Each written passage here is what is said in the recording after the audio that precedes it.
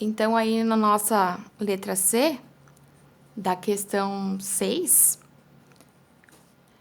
a gente vai ver o seguinte, que a gente tem que calcular qual é o espaço percorrido entre 3 segundos e 7 segundos. Como é que a gente vai conseguir encontrar um espaço percorrido? Vou imaginar o seguinte, vamos supor que essa aqui é a posição que a gente vai estar em 3 segundos. E essa aqui seja a posição que a gente vai estar em 7 segundos. Então, dessa maneira, esse espaço ou essa distância que eu tenho entre a posição que representa 3 segundos e 7 segundos é a nossa distância. O que eu preciso encontrar, então? Eu preciso encontrar qual é essa posição e eu preciso encontrar qual é essa posição.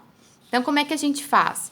A gente tem aí a equação, né, que a gente havia escrito aqui, ó, que eu tenho aí que a posição final é a posição inicial, velocidade inicial vezes o tempo, mais a aceleração tempo ao quadrado sobre 2. Então, a gente vai achar a posição quando o tempo vale 3 segundos e vamos achar qual é a posição quando o tempo é 7, e aí fazer a subtração para que a gente encontre essa distância. Então, para 3 segundos, o que a gente vai fazer é o seguinte: eu vou ter que substituir aqui na nossa equação as informações que a gente tem.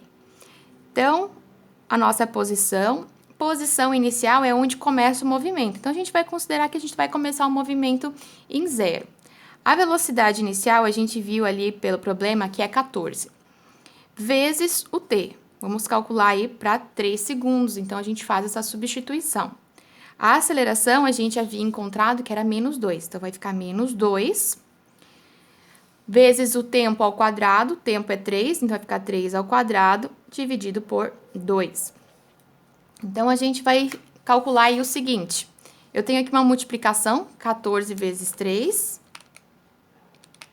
que vai dar 42, então a gente vai ter 42 menos, lembrando que aqui a gente tem potência, então vamos resolver a potência antes, 3 ao quadrado dá 9, só que percebam que eu estou multiplicando e dividindo por 2, então não tem problema, a gente pode cortar, então vai ficar 42 menos 9. 42 menos 9, a gente então tem aí como resultado a posição de 33 metros. Agora, a gente faz a mesma coisa para 7 segundos, que é o que a gente tem que calcular também. Então, vai ficar a velocidade inicial vezes o 7, que é o tempo. A aceleração é 2, o tempo ao quadrado agora vai ficar 7 ao quadrado dividido por 2. 14 vezes 7, 98. Aqui, de novo, a gente pode cortar, e aí vai ficar 7 ao quadrado, que é 49. Então, 98 menos 49 vai ser 49 metros.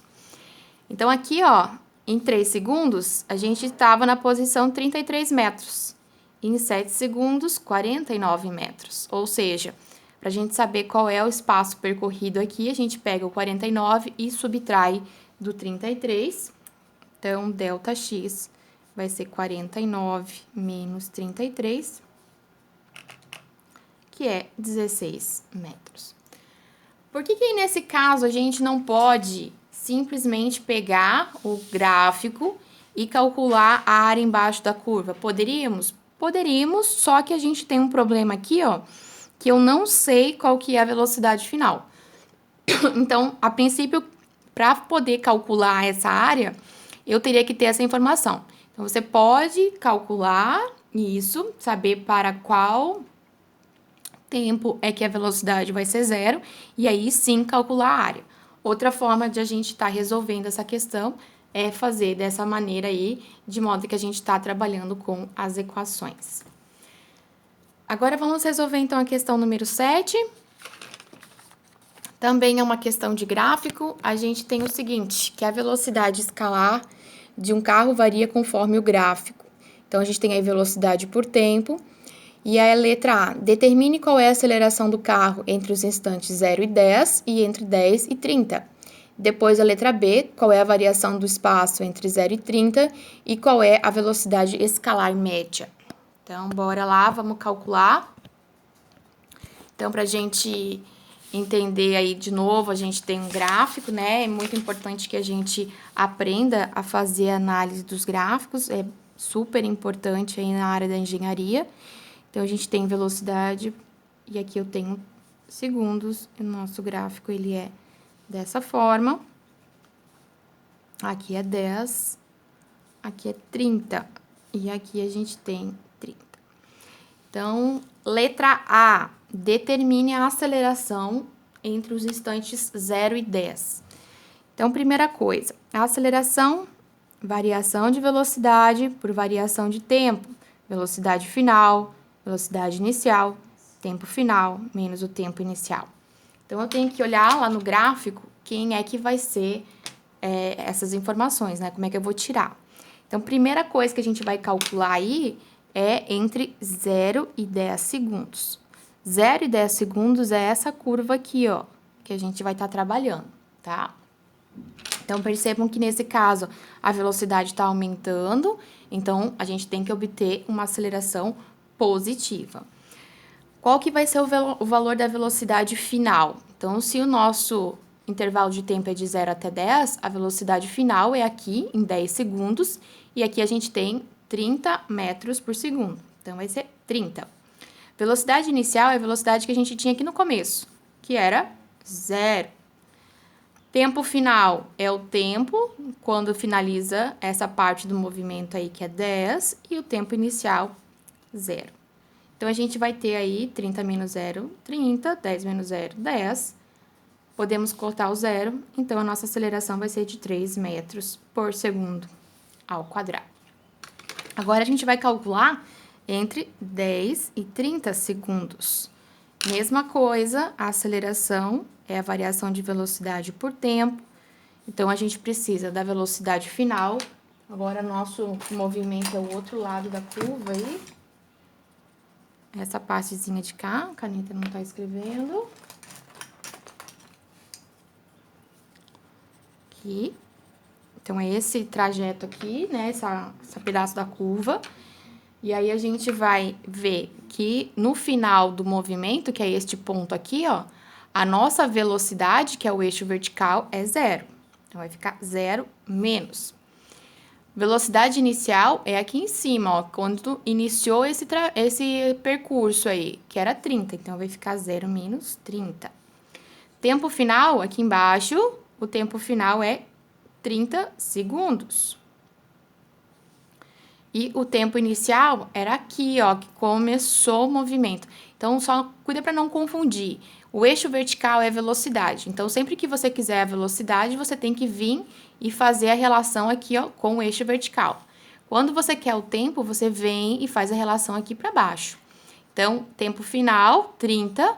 Tempo inicial, 10. Então, vai ficar 30 menos 10. 0 menos 30 menos 30.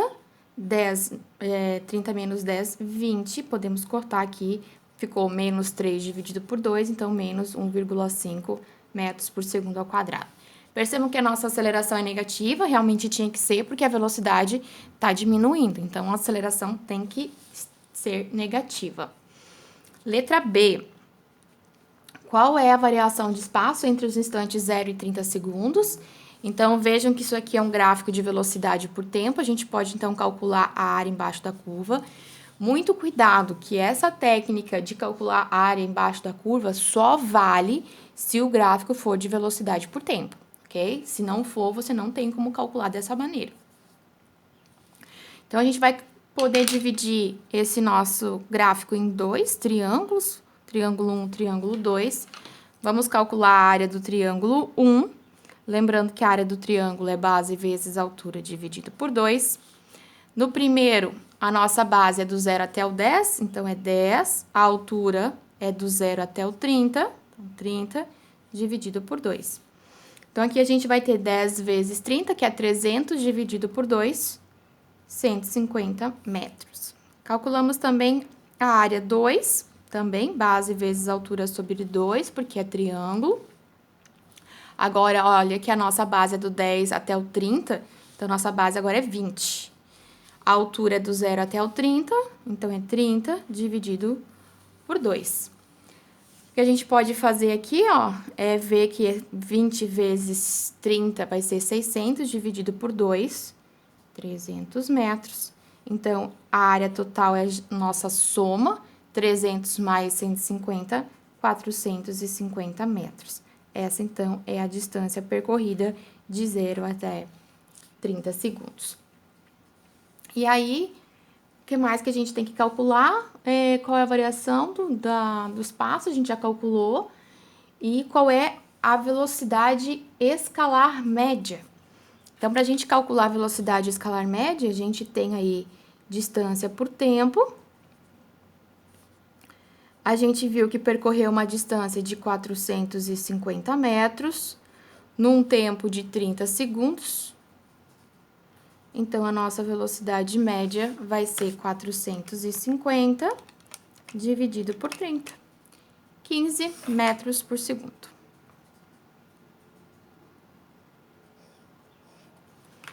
Prontinho, terminamos mais uma questão. Agora, a gente tem aí a questão número 8.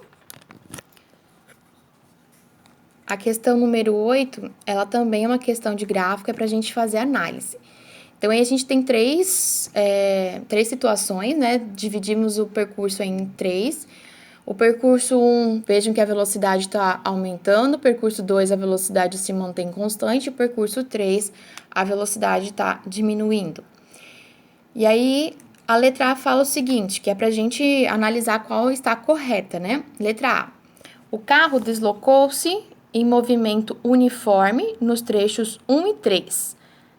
É verdade que ele está uniforme? Então, tem que lembrar que movimento uniforme é quando a velocidade é constante.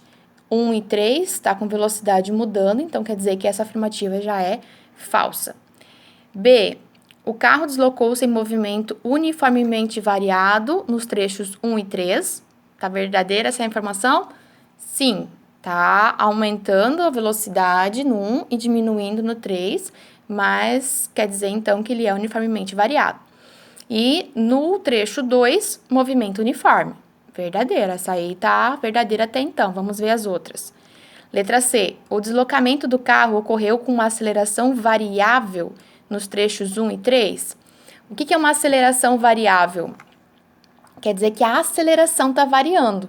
Então, a gente não está tendo essa informação. O que a gente está tendo informação aqui é da velocidade em função do tempo. E a gente pode ver que a velocidade sempre está aumentando aqui, ó, da mesma forma. Então, quer dizer que a aceleração ela é constante. Então, está errada, letra C. Letra D. A aceleração do carro aumentou no trecho 1? De novo, está errado, porque a aceleração é constante, porque a velocidade está aumentando do mesmo jeito. Letra E e última, o movimento do carro foi progressivo e acelerado no trecho 1, progressivo e uniforme no trecho 2, mas foi retrógrado e retardado no trecho 3. Então, o problema aí dessa questão é que ele fala que no trecho 3, ele é um movimento retrógrado, quer dizer que está indo para trás. A gente não tem como ter essa informação dentro desse gráfico, porque ele é de velocidade por tempo, e não de posição por tempo. Então, de novo, essa aí também vai estar errada.